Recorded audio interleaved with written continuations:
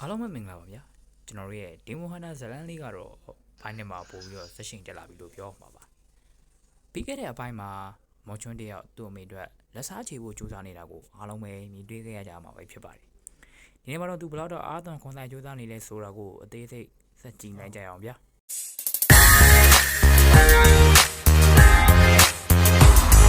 ဇလန်မှာတော့မော်ချွန်းဟာနေဘူးမရှောင်မိုးရမရှောင်ကျင့်တဲ့တွေကိုအသေးလဲနေချင်းနေတာပါသူလေးချင်းနေတဲ့ဓာတ်တိုင်းက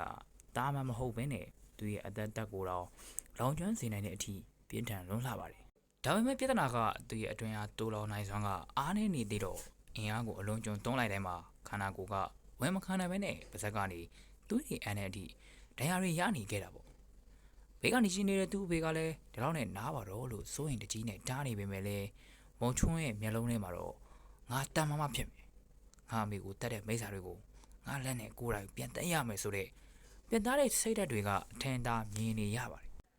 ဒီကြားထဲမှာမျိုးနယ်စုကြီးတွေကြားကအားပြိုင်မှုတွေကလည်းတင်းမာနေပါတယ်တခြားမျိုးနယ်စုကလူငယ်တွေကမုံကျွန်းကိုတစ်ချိန်ကပါတယ်မရှင်အခုတော့အတုံးပြတဲ့သူဆိုပြီးတော့လူပုံလင်းမှာလှောင်ပြောင်တာတွေစော်ကားတာတွေလှုပ်လာနေခဲ့ကြပါတယ်သူသဖြင့်မျိုးနယ်စုပြန်ပွဲကလည်းလက်တကန်းအလိုကိုရောက်လာပြီဆိုတော့မုံကျွန်းတယောက်ဒီပြန်ပွဲမှာအစွမ်းမပြနိုင်ရင်သူမိသားစုရဲ့ဂုဏ်သိက္ခာရောသူ့ရဲ့အမွေဆက်ခံခွင့်ပါဆုံးရှုံးရမယ့်အခြေအနေကိုရောက်နေခဲ့တာပေါ့ဒါပေမဲ့မော်ကျွန်းကတော့ဘသူတွေဘာပဲပြောစိတ်မပြတ်ဘဲနဲ့တောနဲ့တဲမှာတကူတဲ့ထက်ကနဲ့လေးကျင်နေခဲ့ပါတယ်သူတို့အားလုံးမသိတာကမော်ကျွန်းရဲ့ဓာတ်တိုင်းတွေဟာတာမန်မျက်စိနဲ့တော့မှမမြင်နိုင်လောက်အောင်မြန်ဆန်လာနေပြီဆိုတာပါပဲတကယ်အလဲပြောင်းကတော့မော်ကျွန်းတောအုပ်တဲမှာတကူတဲ့လေးကျင်နေတဲ့ညတကြမှာဖြစ်လာခဲ့တာပါသူကထူးဆန်းတဲ့အာယုခံစားမှုတစ်ခုကိုရလိုက်ပြီးတော့သူ့ပတ်ဝန်းကျင်ကအရာအားလုံးဟာရက်တန့်သွားသလိုခံစားလိုက်ရပါတယ်။လေထဲမှာဝဲနေတဲ့တည့်ရက်လေးတွေပြန်တန်းနေတဲ့ပိုးကောင်လေးတွေရဲ့လှုပ်ရှားမှုတိုင်းကိုအနည်းပြောက်ကွက်ကြည့်နေရသလိုမျိုးအသေးစိတ်မြင်လာရတာပါ။ဒါဒီမိုဟန်နာတွေအတွက်အရေးကြီးဆုံးဖြစ်တဲ့ separate eye စွမ်းအားနိုးထလာတာပဲဖြစ်ပါတယ်။ဒီစွမ်းအားကိုတုံးပြီးသူ့ဓာတ်တစ်ချက်ဝေရမ်းလိုက်တဲ့အခါမှာတော့ရှေ့မှာရှိနေတဲ့ကြောက်တုံးကြီးတွေဟာဒင်ငဲကိုလှိလိုက်သလိုမျိုးအပိုင်းပိုင်းပြတ်ထွက်သွားခဲ့ပါတယ်ဒါနဲ့မကသေးပါဘူးဒီဘိုင်းမှာတော့မော်ချွန်းရဲ့ငယ်တကယ်ချင်းမာလေးနဲ့ဆုံတဲ့အခန်းလေးကလည်းစိတ်ဝင်စားဖို့ကောင်းပါသေးတယ်ဗျ